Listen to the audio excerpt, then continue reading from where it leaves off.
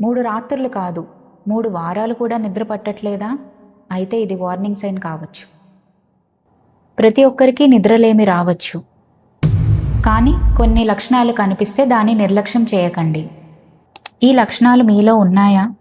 వారానికి 3 రోజులు లేదా అంతకంటే ఎక్కువ నిద్ర పట్టకపోవటం, ఈ సమస్య 3 నెలల పాటు కొనసాగటం, పడుకున్న తర్వాత కూడా గంటల తరబడి నిద్ర రాకపోవటం, రాత్రి మధ్యలో తరచూ మేల్కొని మళ్ళీ నిద్ర పట్టకపోవటం, ఉదయం లేవగానే అలసటగా ఉండటం లేదా పగలంతా నిద్రమత్తుగా ఉండటం, పని, చదువు లేదా రోజువారీ పనులపై దృష్టి పెట్టలేకపోవటం. ఈ లక్షణాలు ఉంటే ఇది కేవలం నిద్రలేమి కాకపోవచ్చు, చికిత్స అవసరమైన ఇన్సోమ్నియా కావచ్చు. నిద్ర మనకు చాలా అవసరం.